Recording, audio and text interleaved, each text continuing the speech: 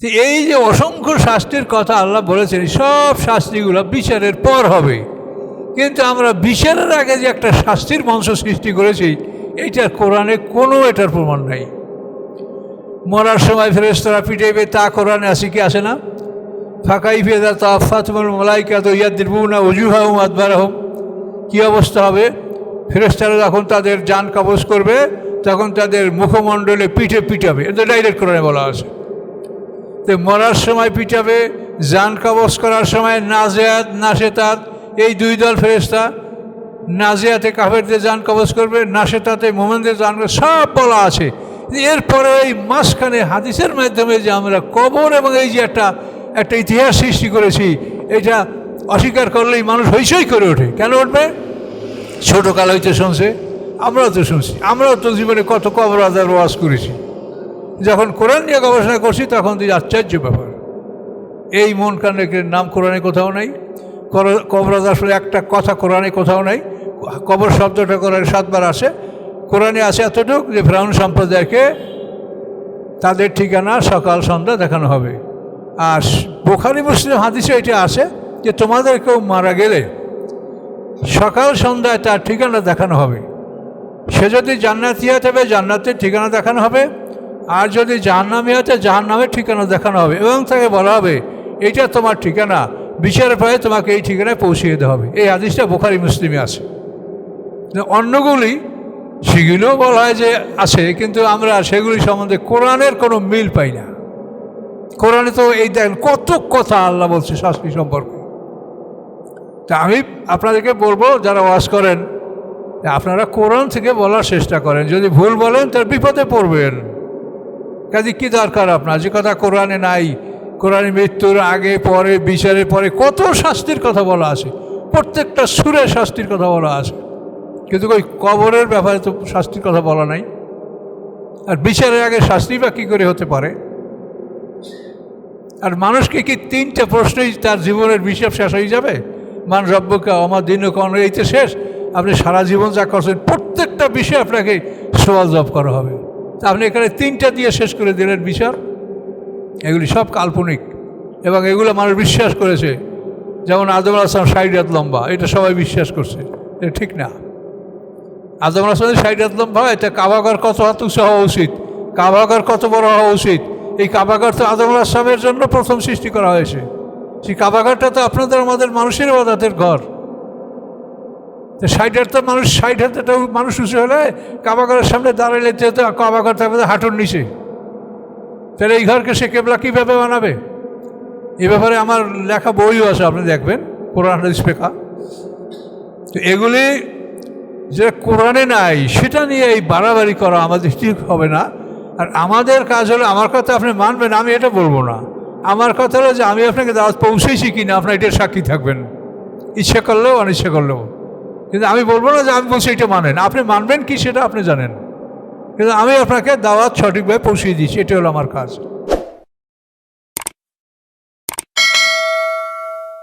তো আমরা কি একজন পাগল কবির কথায় আমাদের ইলাহাদেরকে ত্যাগ করব? লাত উজ্জা মানাত ওবল হবল, তারপরে উদ্দা সুয়া ইয়াগুস নাকরা বালাবাক্কু বাল মূর্তি, এইসব মূর্তি যাদের নাম কোরআনে আছে। তো কাফেররা বলে যে একজন পাগল কবির কথায় কি আমরা আমাদের ইলাহাদেরকে বর্জন করব? আল্লাহ তাআলার জবাব দিচ্ছেন, বাল জা আবেল হককে, তিনি সত্য নিয়ে এসেছেন, তিনি পাগল না, কবি না। আল্লাহ তার জবাব দিয়ে দিলেন, বাল জা আবেল হক, তিনি সত্য নিয়ে এসেছেন। অসাদ্দাকাল মুরসালিন, এবং সমস্ত রসুলদের সত্যতার প্রতি তিনি সাক্ষী দিয়েছেন। নিজে সত্য নিয়ে আসেন এবং পৃথিবীতে যত রাসূলগণ আসেন সকল রসুল আর সত্যবাদী, এ কথা তিনি সাক্ষী দিয়েছেন। এটা আল্লাহ বলে দিলেন। তো নবী রসুলদের পক্ষে আল্লাহ স্বয়ং কথা বলেন।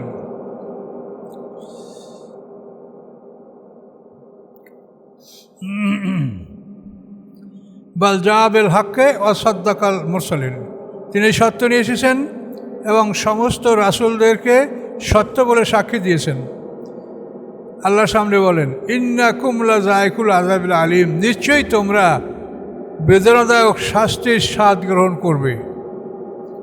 তোমরা যে কথাবার্তা বলছো, আচরণ করছো, নিশ্চয়ই তোমরা বেদনাদায়ক শাস্তির স্বাদ গ্রহণ করবে।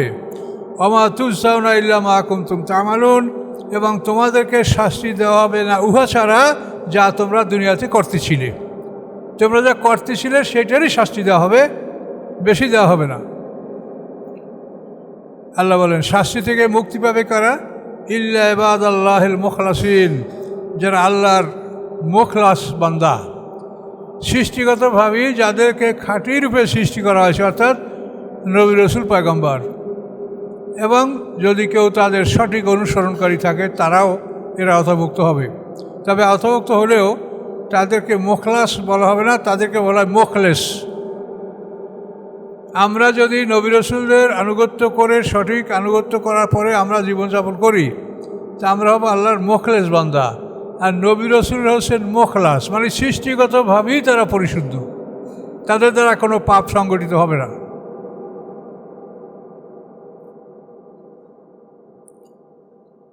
উলাইকা লাহুম রিজকুম মা'লুম, তাদের জন্য রয়েছে নির্ধারিত জীবিকা। তাদের জন্য যে জীবিকাটা নির্ধারিত রয়েছে এটা তারাই পাবেন, অন্য কেউ পাবে না। সেই নির্ধারিত জীবিকা কি? ফাওয়াকিহু, ফলসমূহ। হুম মুকরামুন, এবং তাদেরকে সেখানে অতিথি সেবা দেওয়া হবে। মুকরাম মানে তাদেরকে, মানে তাদের যে হসপিটালিটি, অতিথি সেবা, সেটা তারা জান্নাতে পাবে। মুকরামুন ফি জান্নাতের নাইম, এবং তারা অবস্থান করবে নিয়ামতে পরিপূর্ণ জান্নাতের মধ্যে।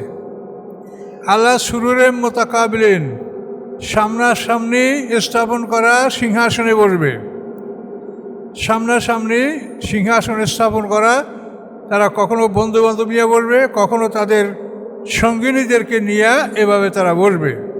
তারা এভাবে সারিবদ্ধভাবে সামনাসামনি সিংহাসনে বসে থাকবে। এমত অবস্থায় ইয়াতুফু আলাইহিম বিকাসিম মিন মাইন, ভ্রমণ করবে তাদের উপরে পরিপূর্ণ পেয়ালা নিয়া, শরাব ভর্তি পেয়ালা নিয়া গিলমানরা তাদের চতুর্পাশে ঘোরাফেরা করতে থাকবে। কার কি প্রয়োজন, কার কি প্রয়োজন, কি খাবেন বলেন।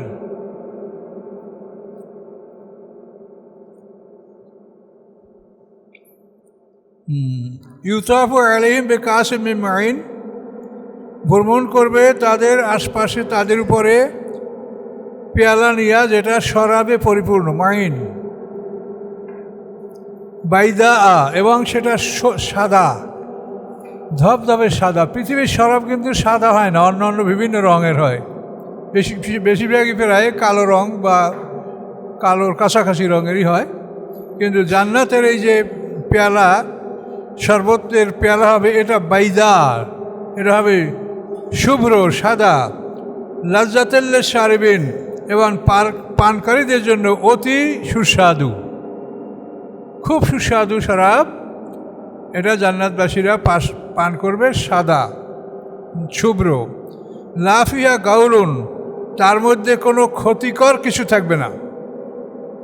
পৃথিবীর শরাবে বিভিন্ন রকমের ক্ষতিকর বস্তু আছে, কিন্তু আল্লাহ বলেন জান্নাতে যে শরাব পান করানো হবে, লাফিয়া গাউলুন, তথায় কোনো ক্ষতিকর কিছু থাকবে না। আল্লাহুম আনহা ইউনজাফুন, এবং না তারা উহার প্রভাবে জ্ঞান হারা হবে। ওই শরাবের প্রভাবে তাদের জ্ঞান বিলুপ্ত হবে না, এবং ওইটা পান করলে দেহে কোনো রকম ক্ষতিকারক কোনো প্রতিক্রিয়া হবে না। এটা আল্লাহর কথা, এখন ভেবে দেখেন। ওয়াইন্দাম কাসিরাত তারফিন, এবং তাদের নিকটে থাকবে কাসিরাত তারফ, সংক্ষিপ্ত দৃষ্টিতে তাকানেওয়ালা হুরগণ। তাদের দৃষ্টিটা সংক্ষিপ্ত, অর্থাৎ স্বামীর প্রতি তাদের দৃষ্টিটা থাকবে, খুব এদিকে ওদিকে দূরে বাইরে এরকম তারা তাকাবে না। তো সংক্ষিপ্ত দৃষ্টি সম্পর্কে, ইন মানে চক্ষু, সংক্ষিপ্ত দৃষ্টি সম্পন্ন সুন্দর চক্ষু বিশিষ্ট স্ত্রীগণ তাদের সাথে থাকবে জান্নাতে, এদেরকে আল্লাহ তাআলা দান করবেন। কান্নাউন্না বাইদুম মাকনুন, মনে হবে যেন তারা লুকানো আন্ডা, লুকানো ডিম। ডিম তো এমনিই খুব সুন্দর স্বচ্ছ, এটাকে যদি লুকিয়ে রাখা হয়, বাইরের বাতাস ধুলাবালি না লাগে, তো এটা আরও সুন্দর থাকবে। তো তাদের সৌন্দর্য সম্পর্কে আল্লাহ বলছেন, মনে হবে যেন তারা লুকানো ডিম। এবং এই সুন্দর নারীরা ফাকবালা বাজুম আলা বাজ ইয়াতাসাআলুন, তারা একে অপরের সম্মুখে উপস্থিত হবে এবং তারা পরস্পর একে অপরকে জিজ্ঞাসাবাদ করবে, কেমন আছেন, কোথায় থাকেন, কি আছেন, এগুলি তারা ইয়াতাসাআলুন, তারা বাক্য বিনিময় করবে। এই কথাগুলি সব আল্লাহর কথা, বুঝে রাখেন, এর মধ্যে কোনো সন্দেহ নাই। ঈমান এবং আমলে সালেহ যারা করবে এই নিয়ামত তারা ভোগ করবে, কোনো সন্দেহ নাই।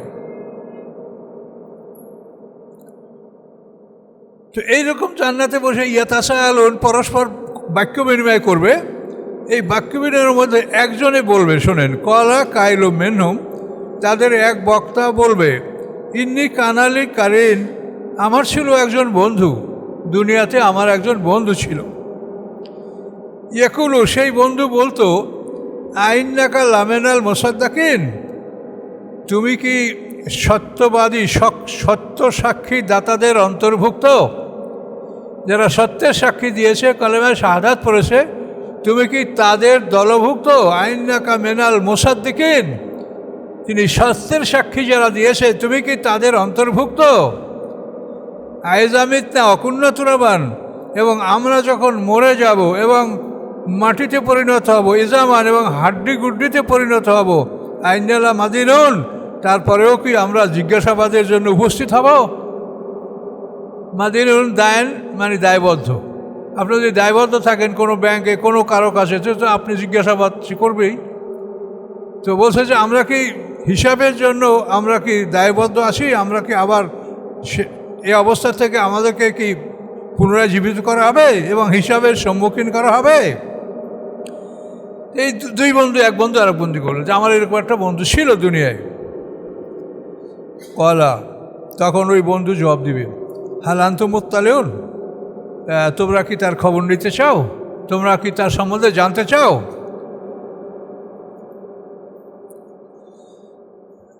এই যে এত্তেলা, এই কোর্টে কিন্তু একটা এতলাই শব্দ ব্যবহার করে, এতলাই করে না কোর্টে? এখানে তো আপনারা মামলা করা মানুষ আছেন নাকি? কোর্টে এতলাই করা হয়। এতলাই মানে আপনার শত্রুপক্ষ কারা, আপনার কে ক্ষতি করতে পারে, কে আপনাকে খুন করতে পারে, তার একটা অবগতি কোর্টে দেওয়া। তো এইটারে বলে এতলাই, কিন্তু এটা হলো এত্তেলাই আরবি শব্দ। কিন্তু আরবি শব্দ তারা ব্যবহার করছে, কিন্তু আসলে শব্দটা কি এটা তারা জানে না, বোঝে না। এতলাই করছে, এতলাই মানে আপনার কে আপনার খুন করতে পারে, কে আপনার ক্ষতি করতে পারে, এজন্য একটা তালিকা আপনি কর্তৃপক্ষকে দিয়ে রাখলেন যে এরা আমার এই ক্ষতি করতে পারে। এটাকে বলে এতলাই, কোর্টে এতলাই করছে। কিন্তু এই শব্দটা হলো এত্তেলাই, মানে অবগত করা, অবহিত করা। এখন ওই দুইজন বন্ধু তো জান্নাতি, তারা একজনে তো বললো যে আমার বন্ধু এরকম ছিল, তো অন্য বন্ধু বলে যে তুমি কি তার খবর নিবে, তুমি তার সম্বন্ধে জানতে চাও? ফাত্তালা, এরপর তারা মাথা উঁচু করে তাকাবে। ফারাউফি সাওয়াল জাহিম, তারা তাকে দেখতে পাবে জাহান্নামের মাঝ বরাবর। জান্নাত থেকে জাহান্নাম দেখার সুযোগ আল্লাহ রেখেছেন। যদি কেউ দেখতে চায় তো এখন ওই বন্ধু বলবে, ওই বন্ধু যার কথা বলো যে আমার সাথে এই ছিল, সেইভাবে সন্দেহ করতেছিল, আমি সত্যের সাক্ষী দিয়েছি কিনা প্রশ্ন করতেছিল। এখন সেই বন্ধু সম্পর্কে ফারাউ তাকে দেখবে ফি সাওয়াল জাহিম, জাহান্নামের মাঝ বরাবর সে শাস্তিতে লিপ্ত আছে, এটা দেখবে। তো এই বন্ধুকে এরকম দেখা বলবে, কলা তাল্লাহে, তার যে বন্ধু জান্নাতি সেই বন্ধু বলবে, আল্লাহর কসম, এনকেত্তা লাতুর দিন, সম্ভাবনা ছিল, নিকটতম হয়েছিল যে তুমি আমাকেও নষ্ট করে ফেলবে। তুমি এটা বলছিল যে মরার পরে আমরা মাটি হয়ে যাওয়ার পরে হাড্ডি হয়ে যাবে, আমরা কি আবার পুনরুত্থিত হব? তো এই তুমি তো আমাকে এই কথা বলতেছিলে, কিন্তু আমি এটা বিশ্বাস করি নাই। কিন্তু নিকটবর্তী ছিল যে তুমিও আমাকে ধ্বংস করে ফেলবে, লাতুর দিন, তুমি আমাকে ধ্বংস করে ফেলবে, এরকম সম্ভাবনা ছিল। যদি না লাউলা নিয়ামত রব্বি, যদি রবের নিয়ামত আমার উপরে নাই থাকতো, লাকুম তুমিনাল মুহদারিন, তো অবশ্যই আমি হতাম তাদের অন্তর্ভুক্ত যাদেরকে শাস্তির সম্মুখে উপস্থিত করা হবে। এইভাবে তারা জান্নাতে বসে পরস্পর কথা বলতে থাকবে। তারা বলবে আফাবা নাহনুবে মাইয়েতেন, তো আমরা কি আর মরণ করবো না, আমরা কি আর মৃত্যুবরণ করবো না? হ্যাঁ, আফাবা নাহনুবে মাইয়েতেন, আমরা কি আর মরবো না? ইল্লা মাতাতানুল্লাহ, আমাদের পূর্বের মৃত্যু ছাড়া। এই উলা মানে পূর্বের তর্জমা করতে হবে। উলা মানে প্রথম যদি করেন তো এটা ভুল হবে না, কিন্তু এখানে এটা প্রযোজ্য হবে না। উলা যদি বলেন তাহলে প্রথম মৃত্যু তো আমরা দুনিয়াতে আসার আগে আমাদের প্রথম মৃত্যু গেছে, তাহলে এখানে উলা মানে হলো পূর্ববর্তী মৃত্যু। আমরা এইখানে আসি জান্নাতে, এর পূর্বে আমাদের মৃত্যু দুইটা হয়েছে। আমাদের প্রথম জীবন শুরু হলো মৃত্যু থেকে, কাইফা তাকফুরুনা বিল্লাহ অকুমতুম আমওয়াতা, এটা হলো প্রথম মৃত্যু। তারপরে বরজাক, তারপরে জন্ম, তারপরে জীবন। এই জীবনের সামনে আবার আমাদের মৃত্যু, এই মৃত্যুর পরে বরজাক, বরজাকের পরে হাসুমাদের জন্ম, জন্মের পর দ্বিতীয় জীবন। তো ওই সময় ওই দুই বন্ধু আলাপ করতে বললো যে তাহলে আমরা আর মরবো না, ইল্লা মাওতাতানুল্লাহ, আমাদের পূর্বের মৃত্যু ছাড়া। পূর্বে যে আমরা দুবার মৃত্যুর সম্মুখীন হয়েছি, এরপর কি আমরা আর মৃত্যুবরণ করব না? আমা নাহনু বিমুআযাবিন, এবং আমরা শাস্তিপ্রাপ্ত হব না, আমাদেরকে শাস্তিও দিবে না। আল্লাহ তাআলা শাস্তি থেকে আমাদেরকে মুক্তি দিয়েছেন। ইন্না হাযা লাহুয়াল ফাওজুল আযীম, নিশ্চয়ই এটা হচ্ছে সবচাইতে বড় জয়যুক্ততা, যে পরকালে একটা লোক এই শাস্তি থেকে নিকৃষ্টি পেয়ে গেল, শাস্তি থেকে মুক্তি পেয়ে গেল, জান্নাতে প্রবেশের অধিকার পেয়ে গেল। এটা হচ্ছে সবচাইতে বড় জয়যুক্ততা, বড় কামিয়াবি। লিমিসলি হাযা ফালিয়ামাল আমিলুন, অতঃপর কর্মীরা যখন এই রকম কর্মই করে, যে কর্ম করলে তারা জান্নাতের অধিকারী হবে। লিমিসলি হাযা, এইরূপ, এই যে আমরা কি কাজ করে জান্নাতে আসি, ফালিয়ামাল আমিলুন, কর্তব্য পালনকারীরা যেন এই রকম কর্তব্যটা পালন করে। অর্থাৎ কোরআন যেভাবে বলেছে, আল্লাহ রাসূল যেভাবে বলেছে, সেইভাবে যেন আমরা কর্তব্য পালন করি। এখন এই কথাটা দুইজনের কথাবার্তা শেষ হলো। এখন আল্লাহ তাদেরকে জানাচ্ছেন, আযালিকা খায়রুন নুজুলা আম শাজারাতুজ যাকুম, এই যে জান্নাতবাসীর জন্য বলা হলো, তাদেরকে মানে শরাব, ফলমূল, এই সব কিছু বলা হলো। এখন আল্লাহ বলছেন আযালিকা খায়রুন, এই মেহমানদারি কি ভালো? নুজুলা, নুজুলা মানে অভ্যর্থনা, মেহমানদারি। এই মেহমানদারি কি ভালো? আম শাজারাতুজ যাকুম, না জাকুম গাছ খাওয়া ভালো, সেজি গাছ, লাকফিন্নি, ফণিমনসা, বিভিন্ন নামে আপনার গাছটাকে চিনেন। কাঁটাদার গাছ, মোটা এরকম 3 শিরে গাছ, খোসা দিলেই সাদা সাদা দুধের মতো কষ পরে, বিষাক্ত কষ, জাকুম গাছ। এটাকে সাধারণ ইংলিশে ক্যাকটাস বলা হয়। আর এটাকে আপনাদের অঞ্চল মানে লাকফিন্নি বলা হয়, কোনো কোনো অঞ্চলে ফণিমনসা বলা হয়। এই গাছটা হলো অত্যন্ত বিষাক্ত গাছ, যার কষটা আপনার চামড়ায় লাগলে চামড়া পুড়ে যাবে। সেটা খাইলে পেটের মধ্যে ঢুকাইলে কী হবে? পেটের নাড়িভুঁড়ি তো এই চামড়ার তুলনায় অনেক নরম। তা আল্লাহ বলেন যে কি মনে করো, এই যে মেহমানদারির কথা কোরআনে বলা হলো, এইটা ভালো না শাজারাতুজ যাকুম, যাকুম বৃক্ষ ভালো? ইন্না জাআলনাহা ফিতনাতাল লিযালিমিন, নিশ্চয়ই আমি করেছি এই যাকুম গাছকে শাস্তি জালেমদের জন্য, এটা জালেমদের জন্য শাস্তি স্বরূপ আমি সৃষ্টি করেছি। ইন্না শাজারাতুন তাখরুজু ফি আসলিল জাহিম, নিশ্চয়ই এটা একটা গাছ যেটা উৎপন্ন হয় জাহান্নামের মূল হতে। জাহান্নামের মূল অর্থাৎ জাহান্নামের একেবারে প্রথম স্তর, যেটা 7 তলা দোজখ, সবচেয়ে নিচে, ওইটা হলো আসল মানে জড়, শিকড়, মানে জাহান্নামের মূল থেকে এই গাছটা উৎপন্ন হবে। 7 তবক দোজখের নিচে গাছটা উৎপন্ন হইয়া 7টা দোজখে তার শাখা প্রশাখাগুলি বিস্তারিত হবে, এবং এমনভাবে বিস্তারিত হবে, এত বড় ভয়ঙ্কর যে প্রত্যেকটা দোজখের সব মানুষ খেয়ে তাকে শেষ করতে পারবে না, খাবে আবার পূর্ণ হবে, খাবে পূর্ণ হবে। আসল জাহিম মানে জাহান্নামের তলদেশে, মূলে। জাহান্নাম, হুতামা, লাজা, সাকার, সাইর, জাহিম, হাবিয়া, এই 7টা দোজখ। সর্বোপরে হলো জাহান্নাম, আর সর্বনিম্ন হলো হাবিয়া। এই হাবিয়া দোজখ, যেখানে জাহান্নামের মূল বয়লারগুলি, মূল শাস্তির উৎসগুলি, ওখান থেকে জাক্কুম গাছটা উৎপন্ন হয়ে 7টা দোজখে তার শাখা প্রশাখাগুলি বিস্তৃত থাকবে।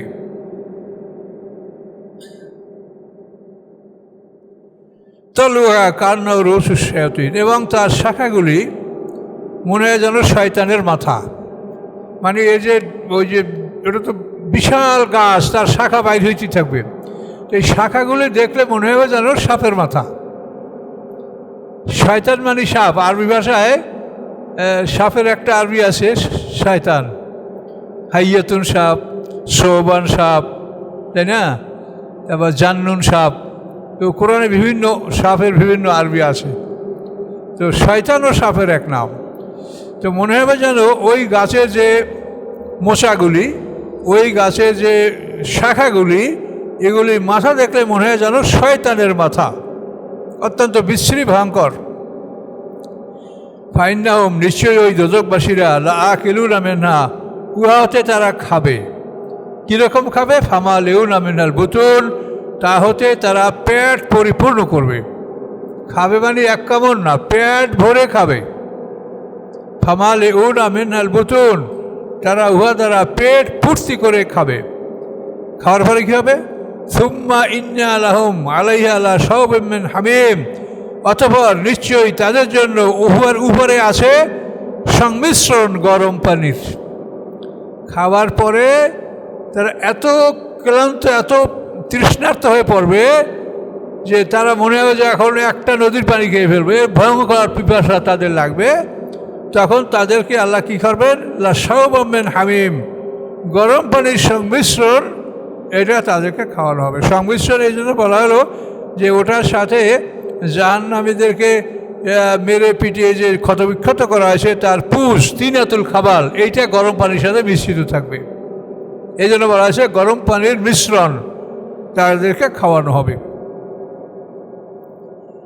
সুম্মা ইন্না মারজিউহুম ইলাল জাহিম, তারপর তাদের ঠিকানা হবে জাহিম দোজখের দিকে। ওখান থেকে খাওয়াইয়া যেরকম গরু মহিষ খাওয়াইয়া আপনি আস্তাবলে নিয়ে যান, এদের আস্তাবল হচ্ছে জাহিম, এখানে নিয়ে যাওয়া হবে। তো এই যে অসংখ্য শাস্তির কথা আল্লাহ বলেছেন, সব শাস্তিগুলো বিচারের পর হবে। কিন্তু আমরা বিচারের আগে যে একটা শাস্তির মঞ্চ সৃষ্টি করেছি, এইটার কোরআনে কোনো এটার প্রমাণ নাই। মরার সময় ফেরেশতারা পিটাইবে, তা কোরআনে আসে কি আসে না? ফাকাইফা ইযা তাওয়াফাতুহুমুল মালাইকাতু ইয়াদরিবুনা উজুহাহুম আদবারাহুম, কী অবস্থা হবে? ফেরেশতারা যখন তাদের জান কবজ করবে তখন তাদের মুখমণ্ডলে পিঠে পিটাবে। এটা ডাইরেক্ট কোরআনে বলা আছে। তো মরার সময় পিটাবে, জান কবজ করার সময় নাজিয়াত নাশেতাত, এই দুই দল ফেরেশতা। নাজিয়াতে কাফেরদের জান কবজ করবে, নাশেতাতে মুমিনদের জান, সব বলা আছে। এরপরে এই মাঝখানে হাদিসের মাধ্যমে যে আমরা কবর এবং এই যে একটা ইতিহাস সৃষ্টি করেছি, এটা অস্বীকার করলেই মানুষ হইচই করে ওঠে। কেন উঠবে? ছোটোকাল হইতে শুনছে, আমরাও তো শুনছি, আমরাও তো জীবনে কত কবর আজার ওয়াজ করেছি। যখন কোরআন নিয়ে গবেষণা করছি তখন তো আশ্চর্য ব্যাপার, এই মন কানের নাম কোরআনে কোথাও নাই। কবর আজার আসলে একটা কথা কোরআনে কোথাও নাই। কবর শব্দটা কোরআনে 7 বার আসে। কোরআনে আছে এতটুকু যে ফিরআউন সম্প্রদায়কে তাদের ঠিকানা সকাল সন্ধ্যা দেখানো হবে। আর বুখারী মুসলিম হাদিসে এটা আছে যে তোমাদের কেউ মারা গেলে সকাল সন্ধ্যায় তার ঠিকানা দেখানো হবে। সে যদি জান্নাতি হতে হবে জান্নাতের ঠিকানা দেখানো হবে, আর যদি জাহান্নামী হতে জাহান্নামের ঠিকানা দেখানো হবে, এবং তাকে বলা হবে এইটা তোমার ঠিকানা, বিচারের পরে তোমাকে এই ঠিকানায় পৌঁছিয়ে দেওয়া হবে। এই হাদিসটা বুখারী মুসলিমে আছে। অন্যগুলি সেগুলোও বলা হয় যে আছে, কিন্তু আমরা সেগুলি সম্বন্ধে কোরআনের কোনো মিল পাই না। কোরআনে তো এই দেখেন কত কথা আল্লাহ বলছে শাস্তি সম্পর্কে। তা আমি আপনাদেরকে বলবো, যারা ওয়াজ করেন আপনারা কোরআন থেকে বলার চেষ্টা করেন। যদি ভুল বলেন তার বিপদে পড়বেন। কাজে কী দরকার আপনার যে কথা কোরআনে নাই? কোরআনে মৃত্যুর আগে পরে বিচারের পরে কত শাস্তির কথা বলা আছে, প্রত্যেকটা সুরে শাস্তির কথা বলা আছে, কিন্তু ওই কবরের ব্যাপারে তো শাস্তির কথা বলা নাই। আর বিচারের আগে শাস্তি বা কী করে হতে পারে? আর মানুষকে কি 3টে প্রশ্নই তার জীবনের হিসাব শেষ হয়ে যাবে? মান রব্বুকা আমার দিন কন, এই তো শেষ। আপনি সারা জীবন যা করছেন প্রত্যেকটা বিষয় আপনাকে সওয়াল জবাব করা হবে। তা আপনি এখানে 3টা দিয়ে শেষ করে দিলেন বিচার। এগুলি সব কাল্পনিক। এবং এগুলো মানুষ বিশ্বাস করেছে। যেমন আদম আলাইহিস সালাম 60 হাত লম্বা, এটা সবাই বিশ্বাস করছে, এটা ঠিক না। আদম আলাইহিস সালাম 60 হাত লম্বা, এটা কাবাগর কত হাত উঁচু হওয়া উচিত, কাবাগর কত বড় হওয়া উচিত। এই কাবাগর তো আদম আলাইহিস সালামের জন্য প্রথম সৃষ্টি করা হয়েছে। সেই কাবাগরটা তো আপনাদের আমাদের মানুষের ইবাদতের ঘর। 60 হাত মানুষ, 60 হাতে মানুষ উঁচু হলে কাবাগরের সামনে দাঁড়াইলে যেহেতু কাবাগর থাকবে হাঁটুর নিচে, তাহলে এই ঘরকে সে কেবলা কীভাবে বানাবে? এ ব্যাপারে আমার লেখা বইও আছে, আপনি দেখবেন, কোরআন হাদিস ফিকহ। তো এগুলি যে কোরআনে নাই সেটা নিয়ে এই বাড়াবাড়ি করা আমাদের ঠিক হবে না। আর আমাদের কাজ হলো, আমার কথা আপনি মানবেন, আমি এটা বলবো না। আমার কথা হলো যে আমি আপনাকে দাওয়াত পৌঁছেছি কিনা আপনার এটার সাক্ষী থাকবেন, ইচ্ছে করলেও অনিচ্ছা করলেও। কিন্তু আমি বলবো না যে আমি বলছি এটা মানেন, আপনি মানবেন কি সেটা আপনি জানেন, কিন্তু আমি আপনাকে দাওয়াত সঠিকভাবে পৌঁছিয়ে দিচ্ছি, এটা হলো আমার কাজ। এখন দেখেন আল্লাহর সামনে কি বলে,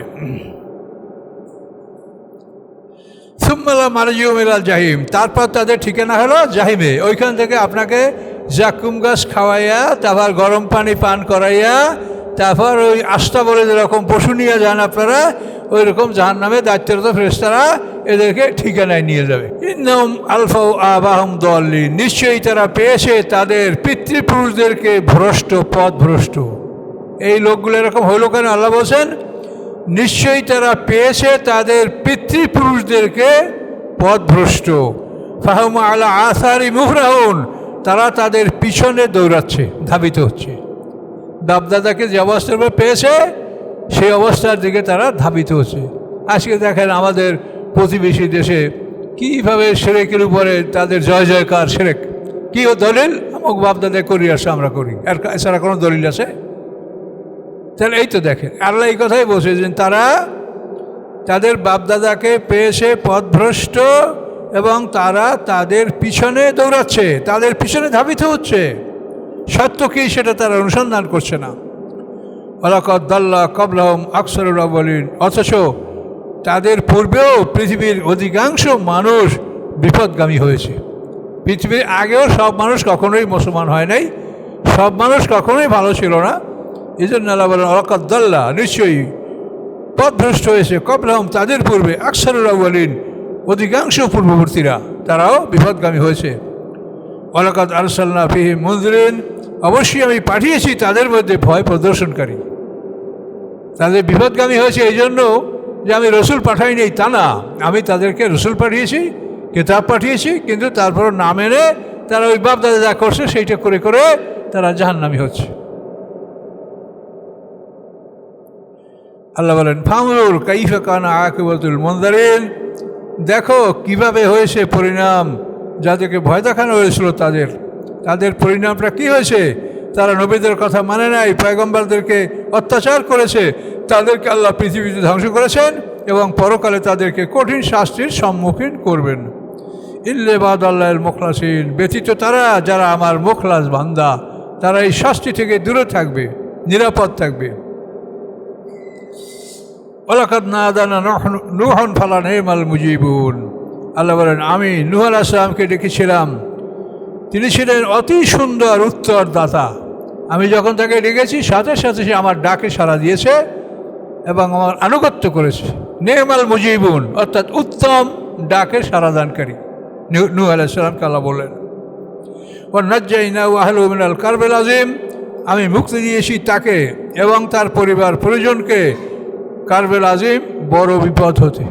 মহাবিপদ যে প্লাবনে সারা পৃথিবী চলে গিয়েছিল, এই মহা বিপদ থেকে আল্লাহ বলেন আমি তাকে এবং তার পরিবারদেরকে আমি মুক্তি দিয়েছিলাম। ওয়াজালনা যুররিয়াতাহুমুল বাকিন, এবং করেছি আমি তার সন্তানদেরকে পৃথিবীতে অবশিষ্ট।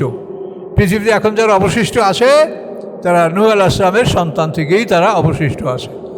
নূহ আলাইহিস সালামের 4 পুত্র, সাম, হাম, ইয়াফেস, কেনান। এই সামের বংশধর হলো পৃথিবীতে সেমিটিক জাতি। ইহুদি, খ্রিস্টান, উচ্চবর্ণের হিন্দু, এরা সেমিটিক জাতি। এই সামের নামানুসারেই সামদাসের নামকরণ করা হয়েছে। হামের বংশধর পৃথিবীর হাম দ্বিতীয় পুত্র। হামের বংশধর হলো পৃথিবীর কালো মানুষ, নিগ্রো, নাইজেরিয়া, ওইসব। আমার দেশে যে মানুষ কালো না, এটা শ্যামলা।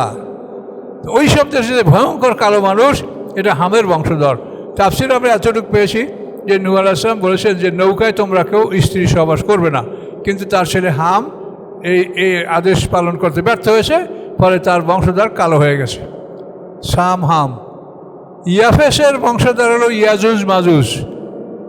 ইয়াজুজ মাজুজ যাদেরকে জুলকারনাইন পৃথিবীর উত্তরাঞ্চলে 2 পাহাড়ের মাঝে ওয়াল নির্মাণ করে আটকে রেখেছেন, এটা সম্পর্কে কোরআনে বিস্তারিত আলোচনা আছে। এই ইয়াফেসের বংশধর ওরা, ইয়াফেস, সাম হাম ইয়াফেস। আর কেনান ডুবে মারা গেছে, তার কথা তো কোরআনেই বলা আছে যে তিনি নৌকায় ওঠেন নাই পিতা ডাকার পরেও। ওহালা বাইনুমার মাওজু ফাকানা মিনাল মুগরাকিন। তিনি এখন এই নূহ আলাইহিস সালামের বংশধর পৃথিবীতে আছে, এইটা আল্লাহ তাআলা বলছেন যে পৃথিবীতে এখন যত মানব জাতি, এটা অজালনা যুররিয়াতাহু হুমুল বাকিন, তার সন্তানদেরকে আমি অবশিষ্ট রেখেছি। এই পৃথিবীতে যে মানুষ, এরা সব নূহ আলাইহিস সালামের বংশধর। আর আদম আলাইহিস সালাম থেকে নূহ আলাইহিস সালাম পর্যন্ত সমস্ত মানুষ শীস আলাইহিস সালামের বংশধর। আদম আলাইহিস সালামের 120 জোড়া সন্তান ছিলেন, এর মধ্যে নূহ আলাইহিস সালাম পর্যন্ত এই 10 পুরুষের পৃথিবীতে যে মানুষ ছিল, এরা শীস আলাইহিস সালামের বংশধর। এরপরে নূহ আলাইহিস সালাম থেকে পৃথিবীর সব মানুষ নূহ আলাইহিস সালামের বংশধর।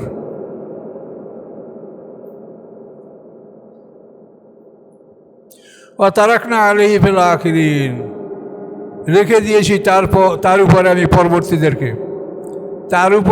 পরবর্তীদেরকে রেখে দিয়েছি। অর্থ কি? সে যা করেছে তার পরবর্তীরাও ঠিক সেই আমলটা করেছে। তার সুনাম সুখ্যাতি আমি পরবর্তীদের মধ্যে আমি বহাল রেখেছি।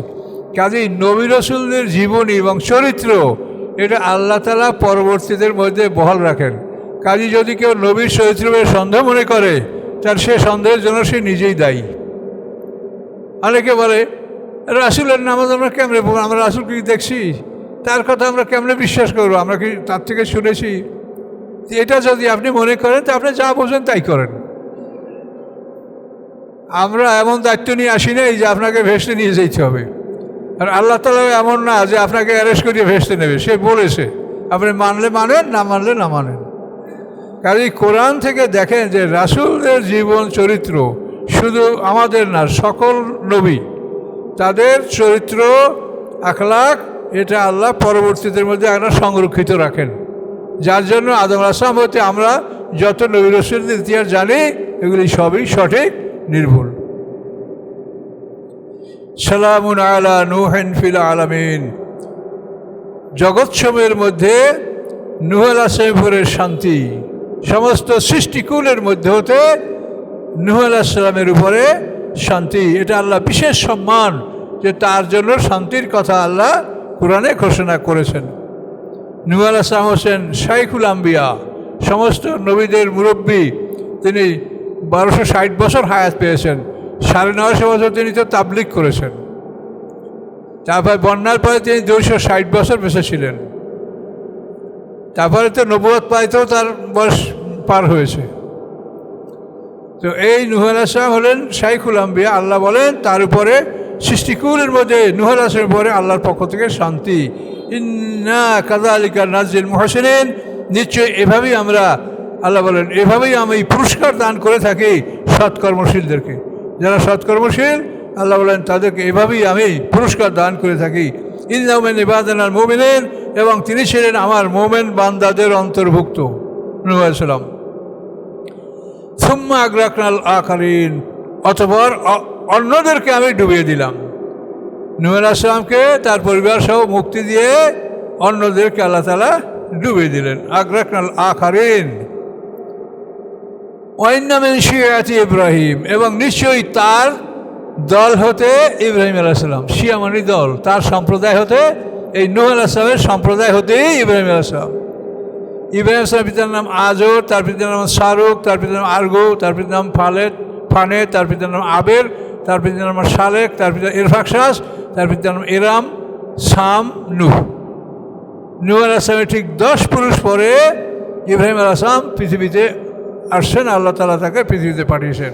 তাই আল্লাহ বলেন ওয়াইন্না মিন শিয়াতি ইব্রাহিম, এবং নিশ্চয়ই নূহ আলাইহিস সালামের বংশ থেকেই, তার দল থেকেই ইব্রাহিম আলাইহিস সালাম। ইয়া রাব্বু বিকলবিন সালিম, যখন তিনি রবের দরবারে উপস্থিত হলেন একটি বিশুদ্ধ হৃদয় নিয়ে, কলবেন সালিম, মানে যে অন্তরে কোনো রোগ ব্যাধি ছিল না। কথা বলতে পারছেন? অন্তরে রোগ ব্যাধি নাই কার? যে মিথ্যা কথা বলে না, ওয়াদা খেলাপ করে না, মানুষের খারাপ ব্যবহার করে না, আমানতের খেয়ানত করে না, এরা হলো বিশুদ্ধ চিত্তের মানুষ। আর এর একটা তোর যদি থাকে তাহলে আপনি রোগী। কি বলতে পারছেন? এখানে বলা হলো যে এই যে যা রব হবে কলবেন সালিম, ইব্রাহিম আলাইহিস সালাম বিশুদ্ধ আত্মা নিয়া, রোগমুক্ত হৃদয় নিয়া তিনি আল্লাহর কাছে হাজির হয়েছেন। ইজকালে কওমিহি মাজা, ইজকালে আবিয়া কওমিহি মাজা তা'বুদুন। স্মরণযোগ্য ঘটনা, যখন তিনি তার পিতাকে এবং জাতিকে বলছিলেন মাজা তা'বুদুন, তোমরা কিসের ইবাদত করো, কিসের ইবাদত করছো এই মূর্তি বানিয়ে? নমরুদের 70টা ভগবান। আইফকান আলিহাতান দুন আল্লাহ তুরিদুন, মিথ্যা ইলাহ। এফকান মানে মিথ্যা, আর ইলাহ মানে মাবুদ, মিথ্যা মাবুদ আল্লাহর পরিবর্তে তোমরা এটা কামনা করছো। আল্লাহর পরিবর্তে মিথ্যা মাবুদ তোমরা বানিয়েছে। এই যে মূর্তি, 70টা মূর্তি ছিল নমরুদের ইবাদতখানায়, এটা ইব্রাহিম আলাইহিস সালাম বললেন যে এই মিথ্যা ইলাহগুলিকে তোমরা কামনা করছো। ফামাযান্নুকুম বিরাব্বিল আলামিন, রব্বুল আলামিন সম্বন্ধে তোমাদের কি ধারণা? হুজুর আর সময় শেষ হয়ে গেছে। আমরা 77 নম্বর আয়াত পর্যন্ত চলে আসছি। 77 আল্লাহর কোরআন ধারাবাহিক কি বলে এটা শোনা আমাদের সবচাইতে নির্ভুল এবং নির্ভরযোগ্য, কোনো সন্দেহ এর মধ্যে নাই। এই কথাগুলো ইনশাআল্লাহ আপনারা শুনবেন, আল্লাহর দরবারে শুকর আদায় করুন। আলহামদুলিল্লাহ রাব্বুল আলামিন।